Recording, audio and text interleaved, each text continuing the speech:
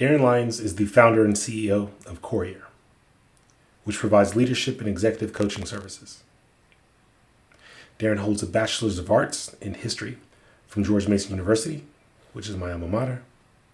He also holds a Master's of Organizational Management from the University of Phoenix, where he was also once a professor. One thing's for sure, Darren knows how to lead. He's held leadership positions in the Fortune 500 and the Fortune 100. He's led organizations larger than 500 strong multiple times in his career. He's made a career out of cultivating talent and growing leaders. And at this stage in his life, Darren has taken up coaching as a profession. He's here today to discuss the benefits of having a professional, leadership, or executive coach.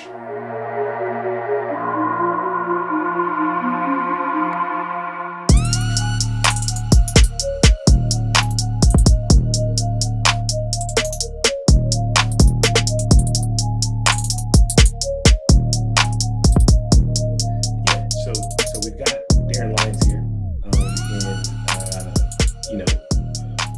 we've had over the years, personal, collegial, and professional relationships, and so we're just like two fellows here talking today.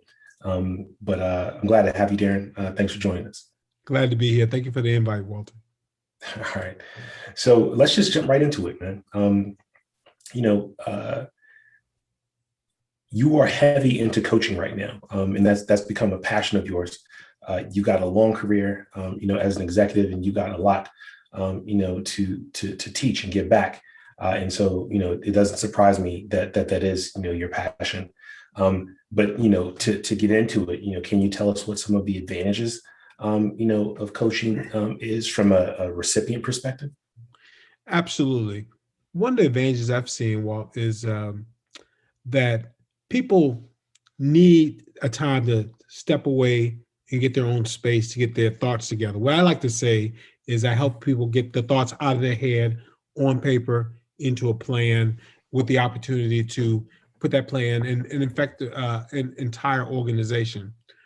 I think one advantage of having a coach is an outside perspective, right? Think about it. What I like to tell my clients is that for this half hour, 45 minutes, it's all about you, your wants, your needs, right? The things you're trying to accomplish, right?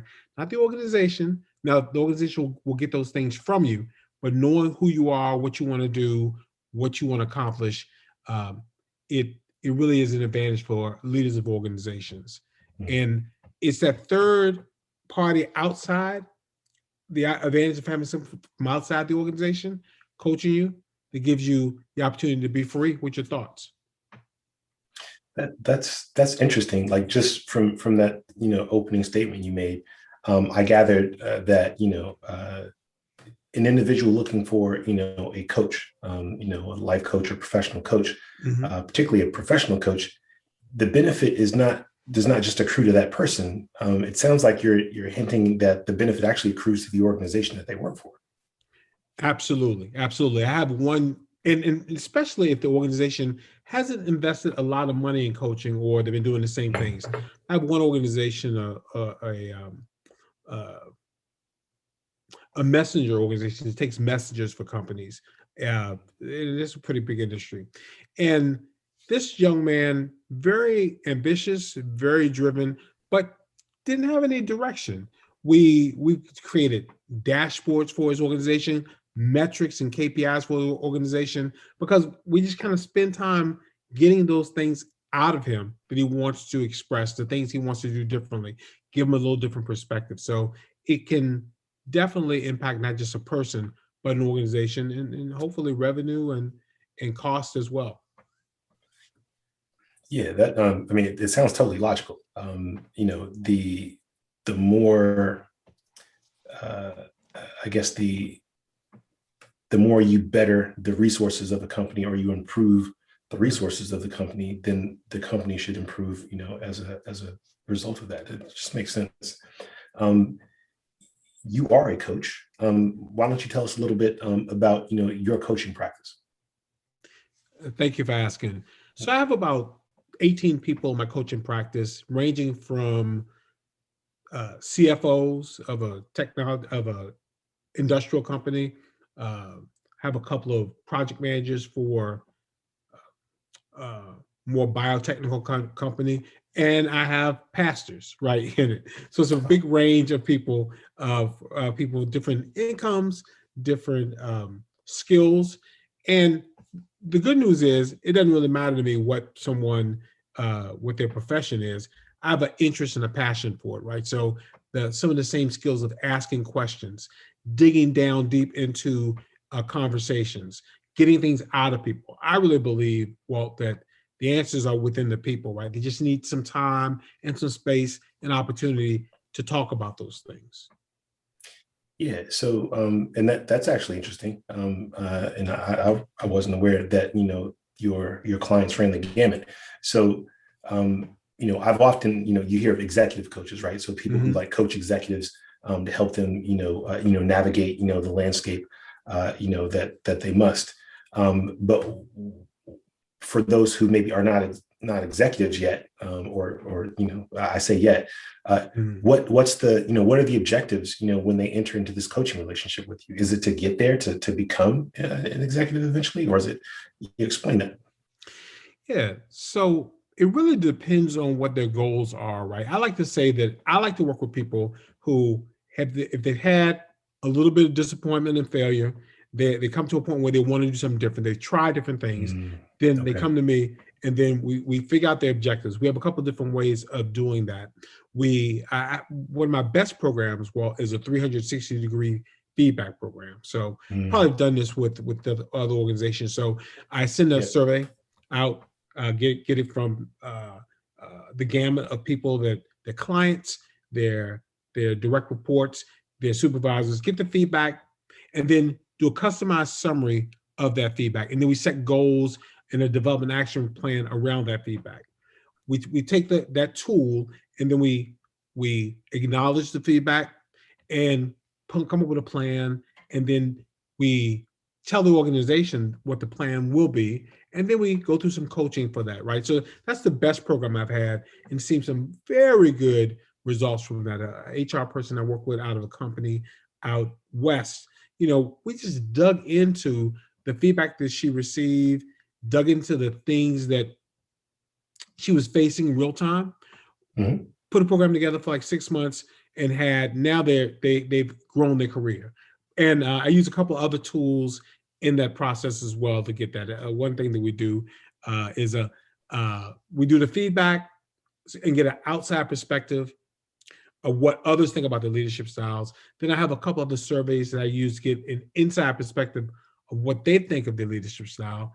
And then I have them write a letter to their future self, right? You might have seen this type of exercise where you write your obituary, which is a little bit morbid, but they write a letter to their future self. Yeah, but they write a letter to the future self, and there's certain things I want to see from the letter, like what you want to call yourself in 3 to 5 years, what your specific accomplishments want to be there 3 to 5 years. And we use that as a background to get their thoughts together, their objectives together, the things you're trying to do. So just different tools. That's awesome. And I can see how that would be effective. And I've had the unfortunate or the misfortune of having to write that obituary before. I think the first time was back in the 90s. I was still an undergrad, but it gets you thinking. So I get it. It does. You mentioned, I'm sorry. You mentioned, I think it sounded like you mentioned some interaction with the organizations that these people work for. Do you find that the organizations are receptive and are willing to engage, or that they view this as something aside from what they do as a business? No, they have been very willing to engage. This one organization I work with, this I guess a mid-sized, probably large industrial organization. They brought me in like this. They brought me in to coach a couple of their interns. So people who are new interns, just coming into the organization full time, just finished school. And then they said, okay, you did a pretty good job with that. Let's give you a couple people in our HR department. So they gave me a couple people in the HR department. So an HR director or manager level. Then they were like, okay, let's try you with a couple of engineers. So then they tried me with a couple of their engineers. And then finally, they've moved me to a couple of project managers and buyers. So it's been a growth in the organization. Then they said, hey, and it's interesting because I am African-American, And they said, you know, Really? Like, I let me know, check. right? Really, yeah, just a little. And Right. so they said, you know, we have a lot of people of color in our organization, Mm. our frontline workers, but we don't have many managers. We need to talk to someone about inclusion and diversity. So would you talk to us? So I did a couple mastermind groups with their HR department, some of their leadership on inclusion and diversity. And now I'm about to do a big presentation with about 150 of their leaders on unconscious bias, right? Because there's a big and there's a big need, a big desire to know more about how to relate to people of color, right? And Yeah. the opportunity being left on the table. So I've seen a big engagement with that other companies. So there's kind of that way of growing this organization. Also, a future of coaching is more group coaching, right? Taking Mm. a book or taking a subject and then doing a series of coaching sessions with a group of 3 or 4 or 5 more of people. I found that to be something that I'd be able to do with groups as well. Yeah. No, that's pretty exciting. Yeah. And I actually like the way, that you can kind of like go in and like, find yourself like moving up the value chain in an organization. Very cool. So there's this thing called, the color code that I've heard about, and I'm by no means an expert on it. Right. But can you explain the color code and how you use it in your business?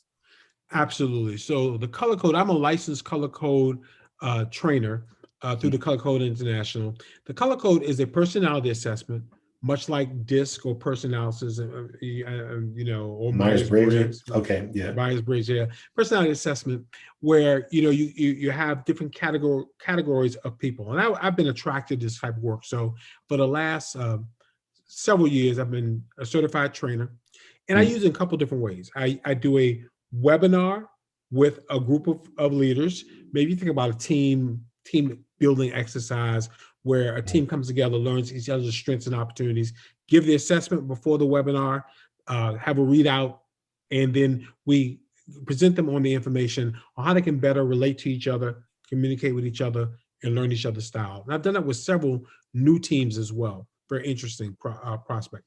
But I also use it as a part of my individual coaching as well.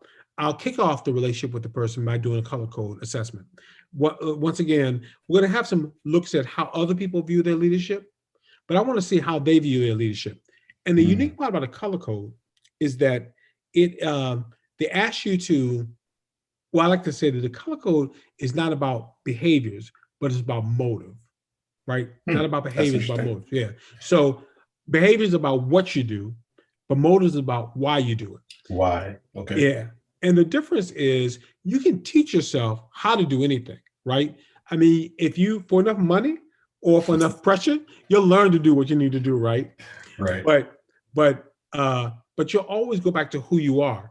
And the color code looks at the motive. So Myers-Briggs personalities, although excellent tools, DISC, it's really about behaviors, how you act. But the color Mm. code is about who you are. And the way they get to that is they ask you to take the color code, the assessment from the perspective of when you were a child. Now, Interesting. everybody struggles with that a little bit, right? Like, Yeah. but I have 99% of the time very accurate, very predictive, and Mm. very powerful. So you can have a webinar, which is like a 3 hour to 4 hour experience, or go through it individually and really dig down into someone and hearing people, asking them questions. Does this resonate with you? Is this what you think you are? Whether they agree or disagree, it comes to some great discussion about it. That's interesting. It sounds like, I mean, and again, I've had, the experience of going through, sort of like these team sessions, so that people can understand like who are these people that you're working with and how best to relate and interact with them. And that can be very powerful. But it almost sounds the way you describe this, that it can be useful, in interpersonal relationships or personal relationships, even beyond the Yeah. professional. Yeah. Absolutely. I like to say that the best lesson I ever learned from the color code was with my wife, right? My wife she is a primary blue, secondary yellow, right? So, Yeah. and a blue really wants to be understood. And so Mhm. I know that I'll do a little lesson right here. With my wife, if I don't look like I understand her, right? She Mm. becomes very frustrated. So I had to learn how to do this, right? And that helped my That's marriage, right? brilliant. Yeah, that's Right. brilliant. I was like, if I look like this, she gets very frustrated. I mean, flustered. Mm. But like learning how to do this Right. was a Those are those powerful tool. nonverbal cues, right? Right. And I go back to that every time. And I think she knows I'm doing it, but it makes her feel more It has the comfortable, right? effect. So right, Yeah, it has yeah. effect. So I've seen it work with not just personal relationships, boss and subordinates. Real quick, Mhm. I had a client come to me struggling with a new relationship with her boss. She was reporting to the CEO, taking a new job, and everything was going well. Mhm. Well, wasn't going well.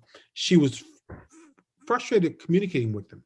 So so we took her color code assessment, then we guessed the assessment of her boss, right? So not to get too deep with it, but her boss was she's a she's a white blue, which is more analytical and less emotional. Her boss is a blue red, which is, and red is all about getting things done, being a driver. But blue is more about emotion. So make a long story short, we adjusted the way that she delivered to her boss, right? Hey, start with an agenda. That will make your boss, the red in your boss, feel satisfied. Follow up with we went over these three things, right? That will Yeah. make your boss feel understood. Start off your meeting with your boss by asking some questions about the family or whatever. Some people need that personal connection where some people want to get right to it. We made that adjustment. She went from being a at-risk employee to someone that they were flying to France to be to go through training in the international offices. Someone is being highly thought of and looked at for promotion just by that simple adjustment of Wow. their communication style. That's pretty powerful. Yeah.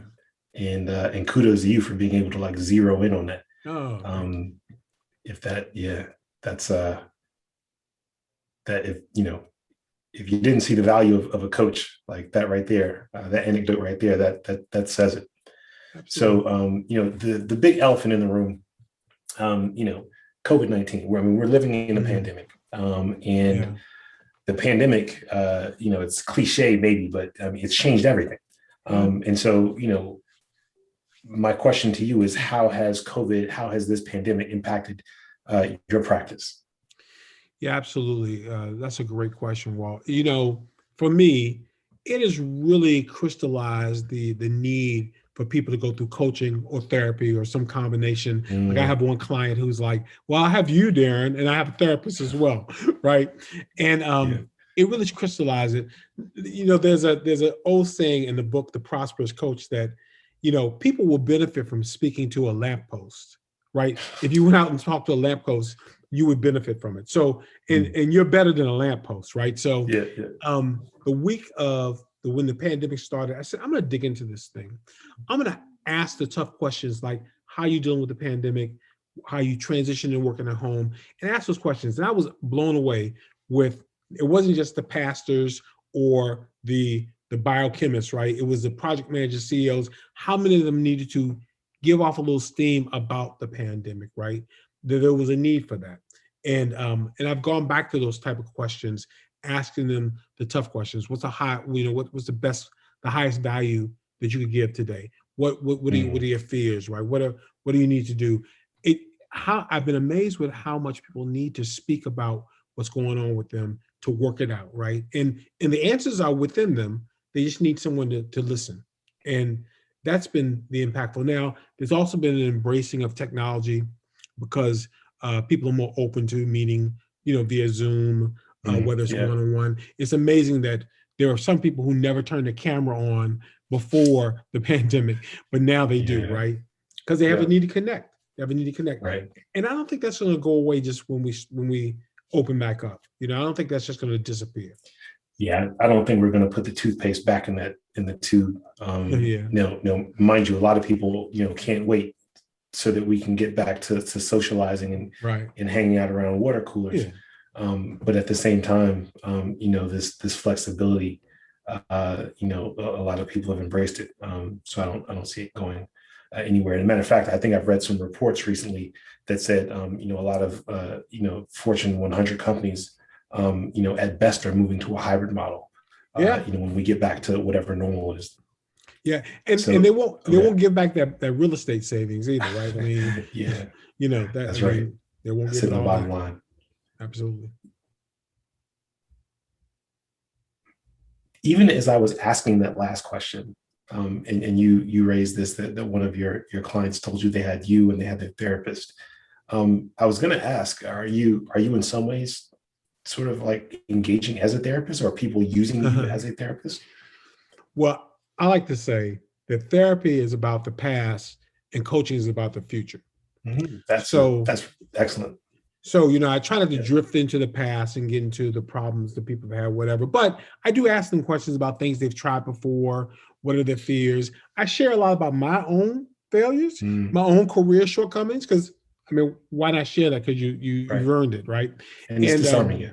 yeah, yeah, and we'll give people to open up as well. So I think in some ways, I heard one of my clients, the gentleman who's works for a biochemist organization, he said that Darren, you're kind of combination between therapy, business, and spirituality. I said, well, I don't know if that's a great marketing feature, but I'll take it. I'll take that, right? Yeah, yeah. But I do try to challenge people to be transparent during our coaching sessions, to go out on a limb, right? I always tell them the fruit is on the limb, not near the branch, right? Not near the trunk.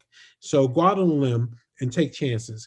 We do things like practicing. If you're gonna have tough conversations, I'm gonna steal that. By the way, I'm sorry. I have to steal that. The fruit is out on the limb. I'm stealing that. no problem. I'm sure I stole it as well. Yeah. um, you know, it's just that people need that opportunity to give space to their thoughts, their ideas. A lot of stuff is within people. When I was in a traditional corporate position, I mean, I had meeting after meeting after meeting, and I never thought about myself. I asked Mm, this one customer I've been working with, I said, he was going through all the different options of all the different things he could do. And then he said, well, I could do this. I said, yeah, but what will make you happy? He said, I never thought about that. mm, He was like kind of in survival mode. Like I could be, he's an executive with a large organization. And he was looking at, I might transition out of the organization. I could do this, I could do that. I'm like, but yeah, what would give you satisfaction? And that was like 2 meetings of wow. getting through that to like, I came up with options. They came back with, I'm going to start my own business. I said, really? I said, okay, that wasn't on your sheet of options, but but it was breakthrough for him, and that was Mm, worth it for him, right? So yeah. I just find that I think, and he's a very talented, very gifted, very, very stable person, but just never stop to think about what would make him happy. Powerful stuff, Yeah. man. That hamster wheel is something else. Trust me, Yeah, I know it well. yeah. Um, so, what are your goals in coaching? And when you either just generally speaking or when you get with the client, what are your goals? So my personal goals is for them to have breakthrough every session, right? Something Mm, that they walk away with. Now that can be frustrating. That can be difficult. Some clients get there a little bit easier than others. Sometimes mm. we get there too early. I'm like, oh wow, we should have planned something else. But sometimes we take a long time to get there. So Mm, I really, but my first goal. So what I've learned to do is to listen, and that's deep listening, like not for just what was said, but what was implied as well. And mm, to ask questions that nobody else will ask them. Why'd you do that? What were you thinking when you did that? I'm a pretty nice guy, so I'll start it off with now when I ask this question, I want to ask a tough question.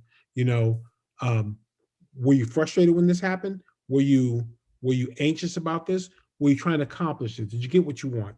I want to ask Mm. them questions, Walter, that no one else will ask them during the day. Either questions about what they wanted, what they need out of this, or questions that challenge them as well. If you think Mm. about a good coach, right? Coaching is about stretching people. And if you should be stretched when you talk to me, not insulted, not, Yeah. you know, uh, uh, not insulted, but just Right. stretched. But I mean, just I think back to, every sport I ever played, basketball, football, track.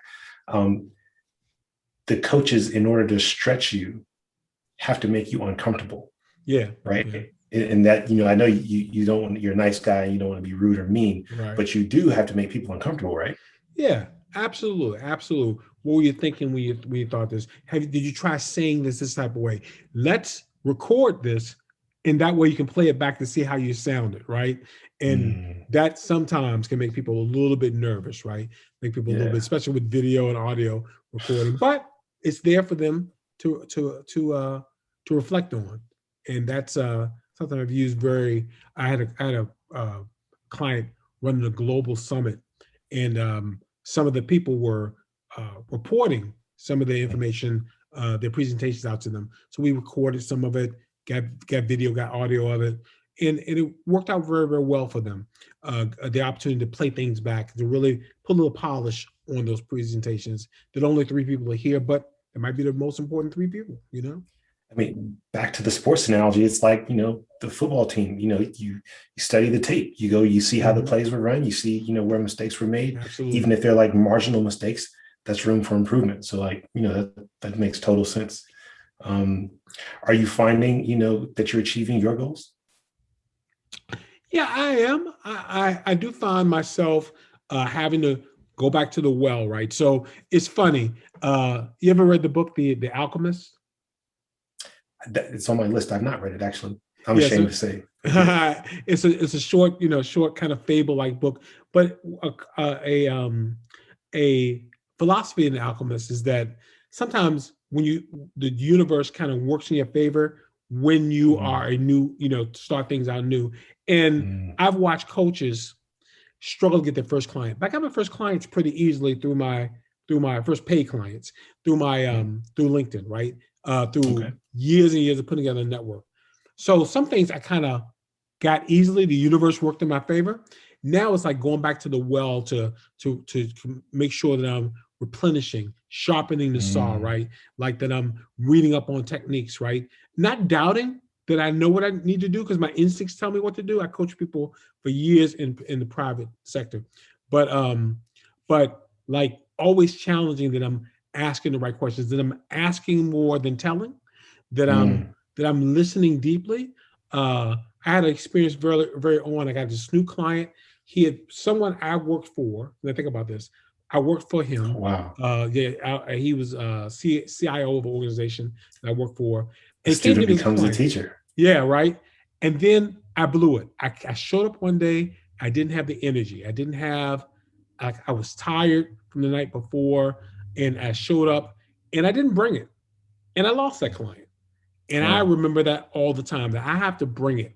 I have to. So I would before every meeting from that point on, when I realized my mistake, and they don't tell you that that's what happened. You just kind of figure it Right. out, right? Yeah. Yeah. Yeah. So before every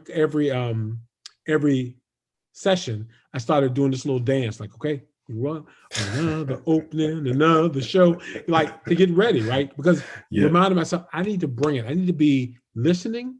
I need to be engaged. I need to bring energy. I need to be prepared, right? And that's what I have to make sure that I'm doing every time. I can't say I achieve it every time, but I can say I have never lost another client based on not bringing it, right? So Yeah.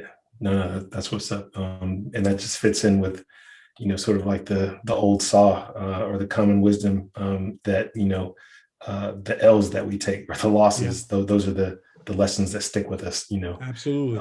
So for sure. And it's funny, about like your dance before you go. A lot of people don't know this, but like, when I was young in my career, I would show up to job interviews early, and I'd be in the parking lot, and I would play the most braggadocious, Right. narcissistic Jay-Z records I could find.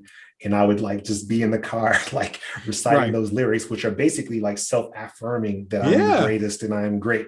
So that when I walk into that room, I'm exuding that positive energy, right? That confidence. So I totally get that ritual, right? I had a very similar one. Yeah. So a little bit earlier, you mentioned that, because of the pandemic, people who never cut their camera on ever before are now more familiar with the camera being on. And we talked about Zoom and things like that. You and I are conducting this interview via Zoom right now. But my question, specifically to coaching, is how's technology impacted the coaching profession, and what kind of technology do you use? Yeah, that's a great question. So I think that what we're really seeing with technology is the integration of coaching portals in a couple different things in the Mm, um, coaching career. I use a portal called the Lenta, and it's really a good tool to integrate coaches. So you can find people who need coaches. You can mm, invite them to your platform. You can integrate billing, integrate just make the mm. experience a little more consumer friendly for the coaches. Right now, I use Google Docs the same way before I got this Talenta portal. Right, uh, That's good. I used it, because of the free integrated skills. Then I decided, well, let me invest a little money into it. So Yeah, kind of free transition. 99 is good Yeah, to free start. 99s, Yeah. and the tools are all excellent, right? Mm, The space that I use that for a couple of years. So I really see that the integration of technology is going to be huge, and especially now that before COVID, you were going out to meet people, and I'm actually a mm, handicapped person, as you know, Walter. I mm. had two double amputation a couple of years ago, so that getting out and getting in can be very challenging, right? So Yeah, you get in a no coffee doubt. shop. So now people are very open to being coached online. People are very open to that distance coaching. Now, even before the pandemic, there were tools available. I use GoToMeeting and some other tools, but now Mhm. uh, Delenta has allowed me to integrate tools like Zoom into the actual experience, right? Which has been very good for people. And I've been able to coach people from. I had a client in Costa Rica, a Mm. client in the Philippines. So What you're was good? international. Yeah, yeah. It's But global, global coach. what's up? Thank you. But what's been powerful is uh, the end of last year. I wanted to do something nice for all my clients, and I wanted to put them together for a group coaching session on goal setting. So end of the Mm, year goal setting. So what was really satisfying for me, Walt, was having three. I kind of put it out there. It was free, extra service. So thank you. mm. And I had 12 people to accept out of my 18 people. So that's a pretty Yeah. good, percentage. But Yep. what was, and some of my younger clients really accepted. And what it was really cool was some of my clients that I had business relationships with or organizational relationships with, and some of the clients that I met individually, getting together, meeting.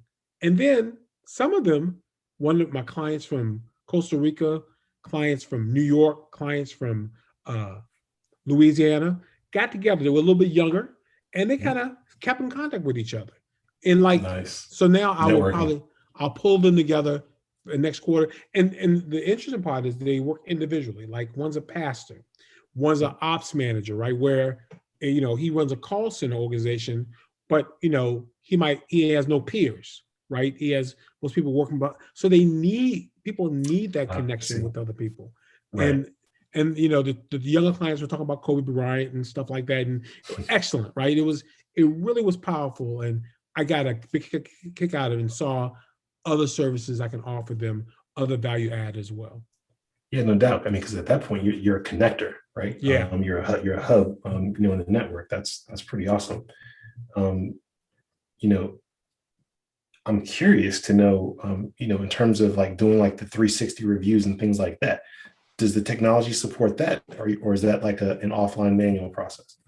The technology does. So I actually have a relationship with SurveyMonkey, And I Mm. do a lot of my surveys through that, right? Creating a survey, sending it out, and they've refined that tool where you send it out. With 360, it's all about the people who rate you, the Mm. raters,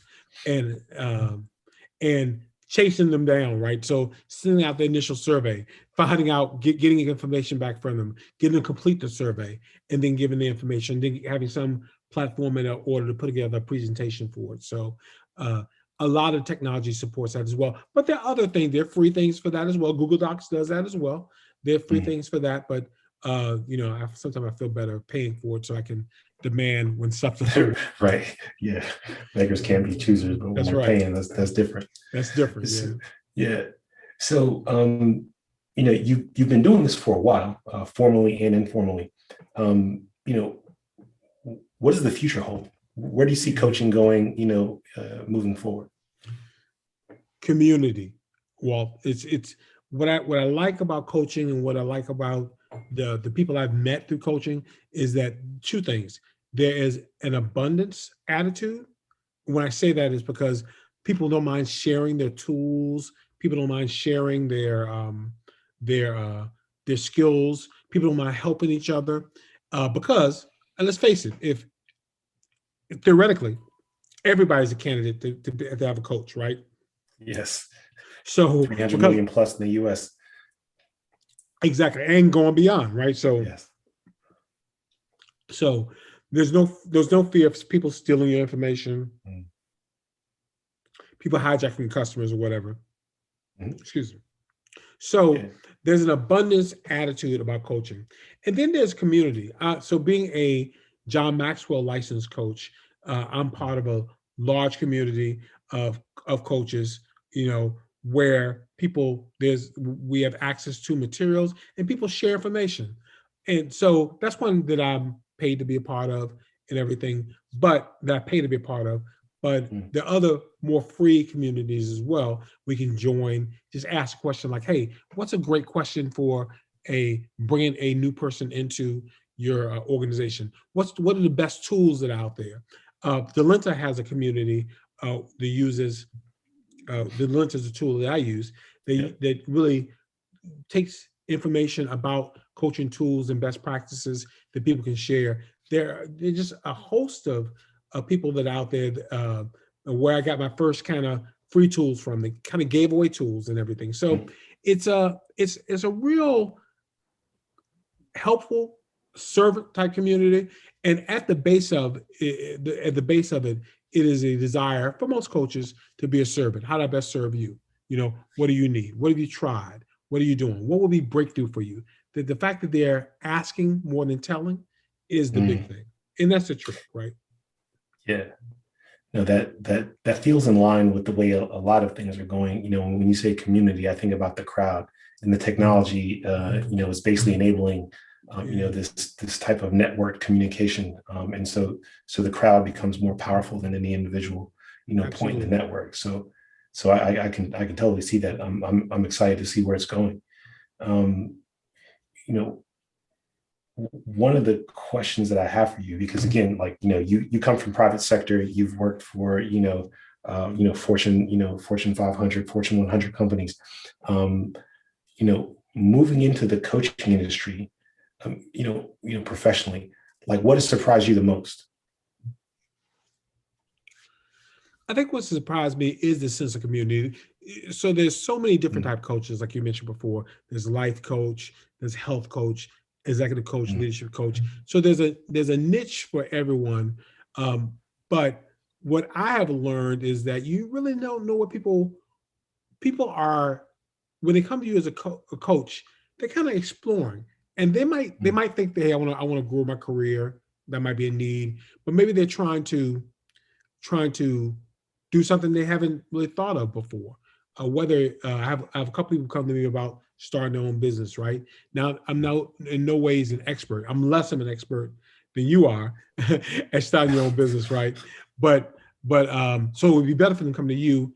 Except I might ask some questions, right? It is the lampshade philosophy that I'm going to ask questions. I'm going to dig and find that out. And I've had more people who've been appreciative of asking the dumb questions than trying to be the expert, right? And that's something I have to remind myself. You know, a lot of times as a coach, you go into this meeting with someone that you find very impressive. What can they learn from me? But then you start asking questions. And the fact that they're in front of you means they need something from you, right? They need some energy, right? Something from you. So I've been amazed at what I can give. I've been blown away by the people that I can influence. And a lot of it is because I'm just trying to listen and let them know what I'm hearing from them and give them some suggestions on things that they want to change, right? So yeah, no, that's you can't be the expert in everything. And I imagine as a coach, you have clients across industries at various levels in their career. Particularly, you mentioned like, you know, you're coaching someone that you once used to work for.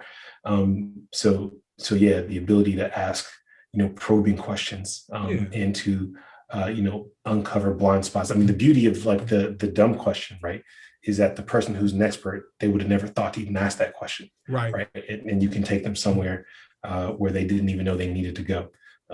So I definitely see that as powerful. You know, we live in a day and age where, you know, I don't want to offend any millennials and younger, but you know, sometimes, you know, we have, you know, clients, no matter what our business are, where they expect guaranteed outcomes, right? yeah. And so, you know, I'm wondering, you know, from a coach perspective, you know, do you provide, you know, any guarantees of outcomes? You know, can you, like, what, you know, what's the story on that?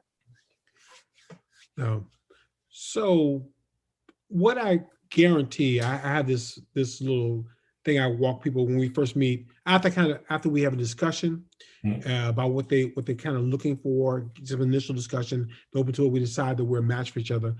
We go through a session I call the 6. So the 6 things they can expect from 3 things they can expect from me, and 3 things I need from them. So I call it the 6. So they can expect me to be prepared for every meeting. I give a little thought to what I want to go over in a meeting, but we're going to change if something come up that you want to discuss and everything. So all of them prepared. We'll change direction based on what you need. Expect good questions from me. I tell them, Walt, that I'm going to ask them questions even to the point where I might get on their nerves a little bit, right? I'm going to drill down and ask questions, and I ask them to expect that. But then also a gentle push, like I said before, the fruit is on the limb and not on the trunk, right? Then I ask some things of them. Timeliness, obviously. Intentionality, right? When you sit down to meet with me, I ask that you try to be free of, you know, emails, try to be in a place in your work environment that you're not distracted. Because the time is about you. Be present, intentional, and then to go out on a limb, right? So I ask for these 6 things, but that's what you can expect from me. You can expect my energy. You can expect from me my listening. You can expect from me that I care, because I really do care. They're my business now. Like the fact that someone is at an answering service, they run a call center and answers. That's my business now, right? The fact that some of his people who are clients of mine are an account manager or a pastor, right? The pastor who was writing his sermons on his way to church now. Hey, well, let's put together a ritual where you write your sermon starting on Tuesday, right? So you can prepare, right? Because I care, right?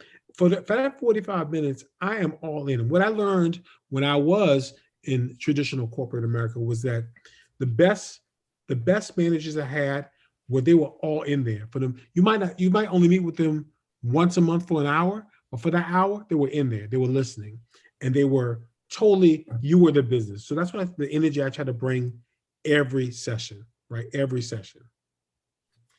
Yeah, that's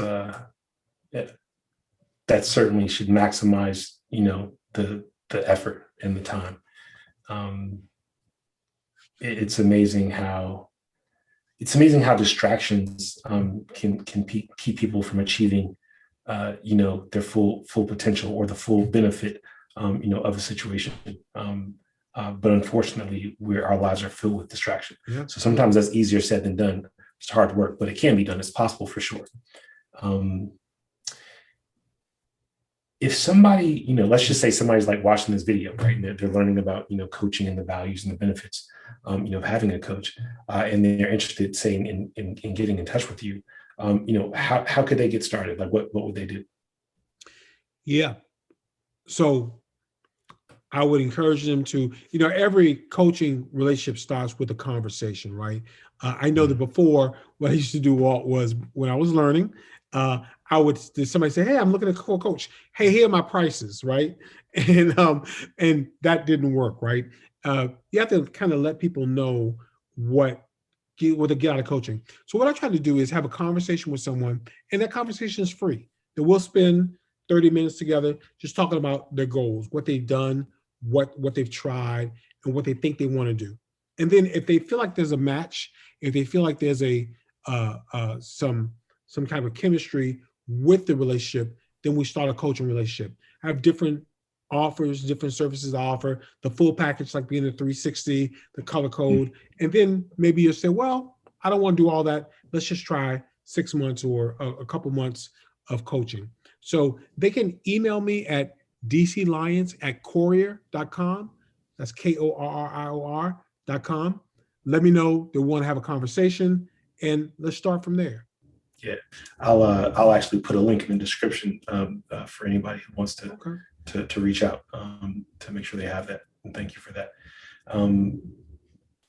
I guess one of the things that it's actually new to me, and I didn't realize what it was until my brain sort of like synthesized what it was that I was seeing. You got this beautiful logo behind you, and it finally struck me that there's a K, and there's some symbolism around the K, and your company's called Courier. So can you explain like the symbolism there? Yeah, absolutely. So I had this through Fiverr, had this logo created several years ago when I was coming from having my first amputation. Right, I started putting together my business. So you got to think that I'm in the first floor of a skilled nurse facility, and I'm going back and forth with this developer from Pakistan who's trying to design my logo. And Courier is kind of my hero name, King Warrior, right? I try to reflect on that when I want to build myself up. So my wife and I started this business, and then the pen was because it was born out of me writing a book, right? So and trying to write a book, and I still haven't released the book yet, but still working on it, still editing.